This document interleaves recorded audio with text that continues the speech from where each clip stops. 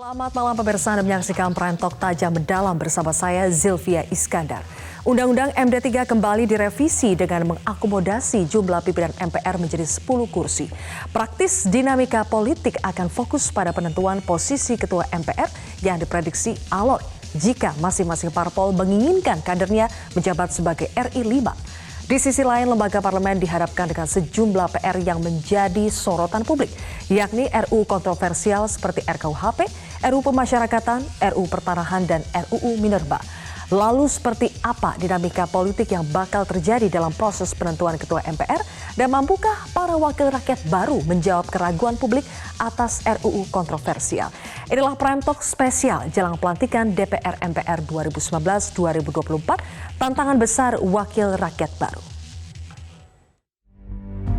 Masih ada aspirasi, kritikan, dan harapan rakyat yang belum dapat kita wujudkan. Ibarat pepatah, tak ada gading yang tak retak. Untuk itu izinkan kami menitipkan aspirasi dan harapan rakyat tersebut kepada para anggota Dewan yang baru, di mana mereka sebentar lagi akan segera bertugas. Kami yakin semua itu akan diperhatikan serta diperjuangkan dengan sebaik-baiknya. Pelaksanaan 3 fungsi pokok DPR di bidang legislasi, anggaran, dan pengawasan, kami belum menemukan alasan yang cukup kuat untuk kemudian memberikan apresiasi yang berlebihan untuk DPR 2014-2019. Ya.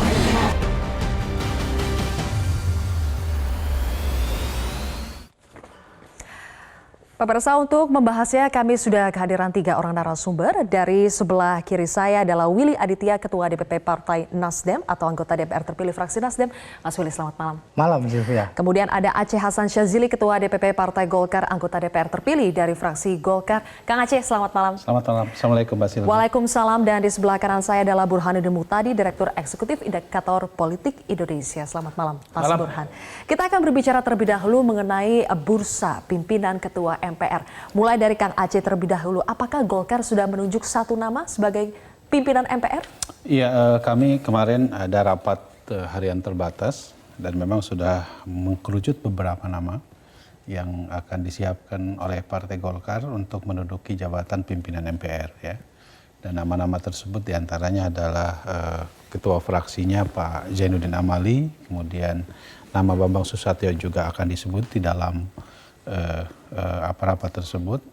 Tapi sebagaimana kita tahu bahwa dalam mekanisme internal Partai Golkar untuk menentukan siapa yang memiliki hak untuk menjadi pimpinan MPR itu nanti akan dirapatkan di dalam rapat internal yang rencananya besok akan kita rapatkan. Ini tinggal 1 hari tapi belum ada satu nama yang fix. Namanya sudah ada, cuma kan kita ingin bahwa dalam berorganisasi, apalagi ini Partai Golkar adalah salah satu partai besar, maka mekanisme untuk menentukan itu harus betul-betul korek gitu ya. Tidak ada yang dilanggar dari proses berorganisasi. Tapi yang jelas Kang Aceh, benarkah Partai Golkar sangat menginginkan kursi Ketua MPR? Kami memandang bahwa posisi Ketua MPR menjadi sangat penting untuk memastikan bahwa tegaknya konstitusi negara, nilai-nilai kebangsaan, 4 pilar dan lain-lain. Ya, karena kita tahu bahwa amanat reformasi salah satunya adalah bagaimana 4 pilar kebangsaan ini bisa dipastikan sesuai dengan yang kita harapkan. Yang kedua tentu Ketua MPR itu menjadi sangat penting. Selain bahwa dia memiliki peran-peran protokoler kenegaraan, tapi lebih daripada itu adalah memastikan agar proses amandemen UUD 45 yang sudah dilakukan pada awal-awal reformasi ini betul-betul bisa dijaga sedemikian rupa. Oke, dengan kata lain iya ya, betul bahwa Golkar memang menginginkan posisi Ketua MPR. Mas Willy, kemarin saya sudah sempat berbincang juga dengan Sekjen Partai Nasdem, Bang Joni, yang memang menegaskan Nasdem mendukung apabila Golkar yang menjadi Ketua MPR. Mengapa Nasdem sepertinya sudah fix sekali, sudah 100% mendukung Golkar untuk menduduki kursi Ketua MPR? Iya, Zilvia. Pertama-tama Nasdem memang berpolitik selalu mengedepankan suatu hal yang sifatnya kepastian. Kita tidak ingin masuk ke dalam ruang gelap kemudian politik kucing dalam karung. Tadi malam Pak Surya mengumpulkan semua anggota DPR yang terpilih, ada 59 orang, dan di sana beliau mengumumkan bahwasanya Kakak Lestari Murjizat yang akan direkomendasikan partai untuk menduduki kursi pimpinan MPR. Kami memberikan untuk DPR Rahmat Gobel gitu. Nah, kami memberikan tawaran kepada publik untuk kemudian ini putra-putri terbaik yang ditawarkan oleh Nasdem untuk memimpin dua lembaga tersebut. Nah, kenapa penting statement Kakak Joni Plate tadi kemudian untuk posisi Golkar gitu ya. Sejauh ini memang kita berkomunikasi ya. Ada dua hal. DPR hari ini itu secara otomatis dipimpin oleh PDI Perjuangan yang memenangkan pemilu. Nah, kemudian kita harus melihat bahwasanya ada apresiasi yang harus diberikan. Nasdem di sana tahu diri dan Nasdem kemudian mencoba menjadi komunikator untuk kemudian koalisi tetap solid biar tidak masuk angin. Maka kemudian secara objektif, secara Apakah fair, sudah ada tanda-tanda yang masuk angin? enggak, ini kan lebih baik mengantisipasi ya. Lebih baik kemudian kita berpolitik untuk kemudian ya modal dasar kita koalisi Indonesia Kerja ini harus solid.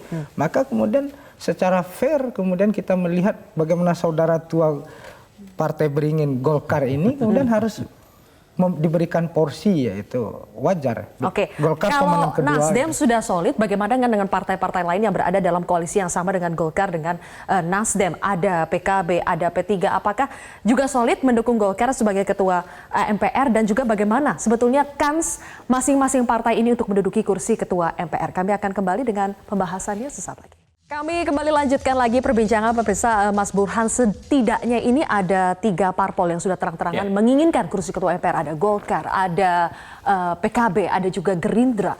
Dan ada juga yang tidak terang-terangan tapi mungkin masih menginginkan kan? Siapa partai yang paling kansnya itu paling besar untuk menduduki kursi ketua MPR?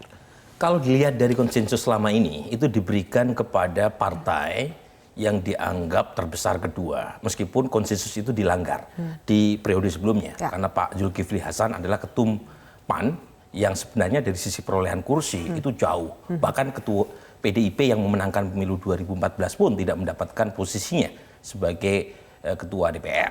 Tetapi lagi-lagi itu pengalaman masa lalu, jadi ada semacam konsensus berdasarkan kesepakatan. Kalau orang seperti Dan Slater itu menyebut dengan istilah kartel politik. Jadi perilaku partai itu sama ketika pemilu sudah selesai. Nah, masalahnya sekarang adalah ada perbedaan mendasar. Koalisi Pak Jokowi itu sudah menguasai mayoritas. Bahkan ada banyak antrian dari sekian banyak partai yang berada di luar untuk ikut minta dilamar bagian dari koalisi. Jadi pertarungannya itu bukan oposisi versus koalisi, tapi pertarungannya adalah dinamika di internal koalisi. Jadi kalau kita melihat Kalau kita berbicara MPR, internal koalisi sekarang, bagaimana itu dinamikanya? Ada PDI Perjuangan, ada PKB, ada Golkar. Jadi yang saya sebut dinamika di internal koalisi adalah bagaimanapun ada tarik-menarik terkait dengan siapa yang dianggap paling punya posisi tawar kuat. Dan untuk itu ditentukan bukan oleh 1-2 partai. Mengapa demikian? Karena PDI Perjuangan sebagai pemenang pemilu pun itu hanya dapat 20%. Artinya yang terjadi adalah proses mediokerisasi partai politik di Indonesia. Sebagian besar itu partai ada di tengah. Jadi misalnya antara partai seperti PKS, Demokrat yang perolehannya ada di kisaran nomor 6 atau 7 dengan partai pemenang kedua atau ketiga, Golkar dengan Gerindra itu tidak terlalu jauh dari sisi kursi. Makanya yang menentukan adalah aliansi antar partai, koalisi antar partai. Nah, sepertinya memang ada kesan tadi Bung Willy sudah menyebut tadi saudara tua. Gitu. Jadi ada aliansi di antara partai, kalau Buya Hamka menyebutkan istilah di bawah lindungan. Meskipun judulnya sebetulnya satu koalisi ya, tetapi dalam satu koalisi pun ada aliansi lagi-lagi yang terpecah-pecah lagi. Tapi kelihatannya Om Willy ini yang kelihatan paling ini. Sebenarnya Mas Willy, sudah ada tidak sih kesepakatan antara koalisi pendukung Jokowi Kiai Haji Ma'ruf Amin mengenai porsi atau kursi ketua MPR? Kalau kesepakatan sejauh ini selalu kita letakkan pada dialog ya. Tentu pembagian ini penting. Bahwasanya Pak Jokowi dan koalisi kemudian selalu berdiskusi bagaimana kemudian program-program ke depan itu bisa sukses ya. Apalagi MPR menjadi penting, kenapa? Karena ada beberapa catatan kita atas pemilu 2019 ini untuk kemudian dilakukan amandemen. Nah, tapi kalau saya melihat dengan komposisi seperti sekarang, kelihatannya apa yang dibilang oleh Bung Burhan tadi, lebih dinamikanya mungkin tidak terlalu complicated seperti 5 tahun yang lalu. Karena sejauh ini dialog antara partai koalisi ataupun lintas koalisi itu sudah dibangun. Sudah dibangun, tapi apakah sudah ada kesepakatan? Kesepakatan mulai mengerucut, Zilvia. Apa? Yang mengerucut itu apa? Ya, mulai mengerucut bahwasanya secara tradisi apa yang Bung Burhan bilang tadi, ya kita harus memberikan apresiasi kepada partai pemenang pemilu nomor 2. Oke, gitu. Dan itu kata Nasdem, itu kata Golkar juga. Apakah Golkar sudah bisa meyakinkan PD Perjuangan, meyakinkan P3, meyakinkan partai-partai lainnya? Gini, kita seharusnya memang membangun koalisi ini dengan solid ya. Kebersamaan kita sebagai partai koalisi pendukung pemerintahan Jokowi Kiai Ma'ruf itu menurut saya harus dibangun secara lebih sustainable gitu ya. Keberlanjutannya tetap harus dijaga. Kita tahu selama 6 bulan yang lalu kita kampanye bersama-sama dan setelah kita menang Pilpres, lalu ini pun juga harus terus dijaga. Yang terpenting sebetulnya untuk pemerintahan ke depan itu adalah menjaga 5 tahun ini. Dan saya kira modal 5 tahun untuk menjaga pemerintahan ini tentu harus dimulai juga dari kekuatan kita di parlemen, baik DPR maupun di MPR. Nah, soal sekarang ini misalnya ada perbedaan-perbedaan pandangan terkait dengan posisi politik, saya kira itu dinamika biasa di dalam proses politik ya. Namun perlu ada kesepahaman bersama bahwa memulai ini kan saya kira setelah 20 Oktober ini kan kita betul-betul harus menunjukkan soliditas itu. Dan oleh karena itu maka saya kira kita setidaknya kami di Partai Golkar dengan Nasdem sudah menunjukkan bahwa memang kita harus menunjukkan soliditas itu. Terutama saya kira di posisi seperti Ketua MPR ini, karena bagaimanapun Ketua MPR tetap menjadi sangat penting. Dan itu saya kira tercermin dari misalnya perubahan terhadap Undang-Undang MD3 yang kemarin ya. Walaupun kita tahu waktu itu Nasdem agak keberatan dengan revisi Undang-Undang MD3, tapi kan kita harus berangkat bahwa penyelesaian bangsa ini memang harus berdasarkan pada musyawarah. Nah, musyawarah atau mungkin nanti akan dilakukan lobby-lobby antar partai dan politik. diharapkan nanti ketua MPR yang dipilih juga berdasarkan hasil musyawarah. Karena itu sebetulnya esensi dari semangat perubahan, dari revisi Undang-Undang MD3. Baik, selanjutnya kita akan bahas bahwa tugas dari DPR yang baru ini bukan saja persoalan merebut kursi ketua MPR, tapi juga bagaimana meyakinkan, mengembalikan lagi kepercayaan publik terhadap DPR. Kami akan membahasnya sesaat lagi. Pemirsa, tampaknya di hari pertama setelah pelantikan rakyat akan langsung disuguhi dengan perdebatan atau perebutan kursi ketua MPR. Sementara di sisi lain kita melihat bahwa saat ini DPR sedang mengalami krisis kepercayaan publik, Mas Willy. Mungkin rakyat juga bertanya apa untungnya ketika mereka berebut kursi ketua MPR, apa untungnya bagi rakyat? Ya, untung bagi rakyat semakin berkualitas dan berintegritas pemimpinnya bisa kemudian mendeliver, memastikan apa-apa yang menjadi aspirasi rakyat itu dijalankan secara baik dan benar. Nah, memang dinamika itu inilah wajah dari demokrasi, Zilvia. Bahwasanya ini kan semangat zaman yang kemudian sama-sama diperjuangkan. Jangan lupa bahwasanya demokrasi yang terbuka ini adalah anak kandung dari reformasi. Kebebasan berpartai, freedom of expression dan multipartai itu sekali lagi saya katakan anak kandung dari reformasi. Nah, tinggal bagaimana demokrasi ini benar-benar kita jalankan secara akuntabel dan transparan. Partai Nasdem, fraksi Partai Nasdem khususnya di DPR, Pak Surya memerintahkan bahwasanya setiap akan mengambil kebijakan-kebijakan buka ruang kepada publik, bahkan kepada mahasiswa. Tadi malam Pak Surya bilang untuk kemudian setiap stakeholder itu tidak luput gitu ya. Sehingga benar-benar semangatnya itu satu gitu. Itu komunikasi terhadap publik harus lebih diperlebar lagi ya. Komunikasi dan dialog. Baik, oke. Kang Aceh, kita ingin DPR bisa melaju dengan lebih kencang, jadi tidak sibuk seperti pada awal 2014 lalu kita ingin langsung bisa berlari kencang. Tetapi ini masih sibuk berebut kekuasaan, sementara ada RUU kontroversial yang dinantikan. Bagaimana nasib kelanjutannya? Iya, saya kira pembelajaran yang luar biasa selama 1 minggu ini ya, bahwa di tengah proses pergantian dari DPR RI periode sebelumnya ke periode yang 5 tahun yang akan datang, kita disuguhkan dengan satu perdebatan yang saya kira sangat produktif buat bangsa ini. Pembelajaran yang terpenting buat kita adalah bahwa di dalam proses penyusunan undang-undang adalah penting sekali kita melibatkan publik. Pertama itu.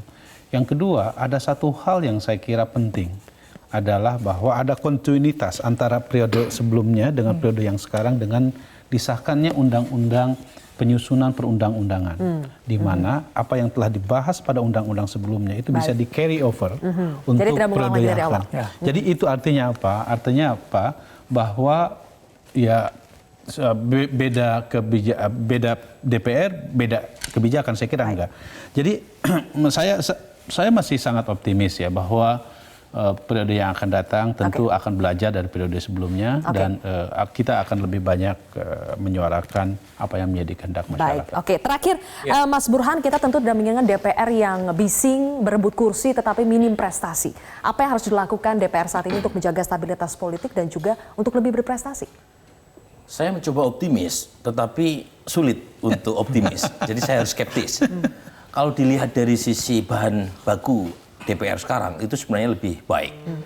Tingkat representasi perempuan naik menjadi 19%. Kemudian petahana yang lolos cuma 50%. Mungkin bagian dari punishment, mungkin juga karena persoalan mobilisasi elektoral yang bersifat klientelistik. Dari sisi usia jauh lebih muda. Jadi usia 21 sampai 40 tahun itu mencapai 16%. Usia di atas 60 tahun itu makin sedikit, sebagian besar berada di usia produktif. Tingkat pendidikan sebagian besar S2. Jadi dari sisi bahan bakar sebenarnya baik. Cuma masalahnya adalah bukan semata-mata ditentukan oleh anggota DPR per se, tetapi sistem yang membuat anggota DPR tadi tidak bisa untuk memaksimalkan potensi yang mereka punya. Mulai dari sistem representasi dengan fraksi, karena bagaimanapun fraksi adalah kepanjangan partai. Tapi yang paling penting ini yang berbahaya kalau kita lihat data. Sejak pengenalan sistem proporsional terbuka itu ada tren penurunan kualitas anggota DPR. Jadi ini bagian dari kritik yang mungkin bisa disuarakan karena dalam agenda jangka pendek pasca pelantikan itu ada revisi undang-undang pemilu.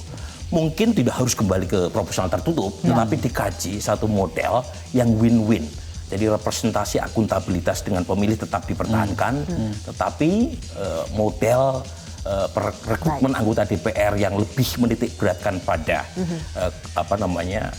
uang gitu ya, padat modal ketimbang gagasan bisa dikurangi. Nah caranya ya tergantung yang muda-muda ini ya. Saya harapkan kehadiran Bung Willy dengan Kang Aceh itu mewarnai gitu ya anggota DPR di Baik, itu harapan kita bersama. Mudah-mudahan bisa ditunaikan nanti Kang Aceh dan juga Mas Willy. Terima kasih Mas Burhan sudah hadir di sini di Prime Talk. Pemirsa, demikianlah Prime Talk. Saya Zilvia Iskandar pamit undur diri dan sesaat lagi Anda dapat menyaksikan Opsi bersama Afia di Pagi.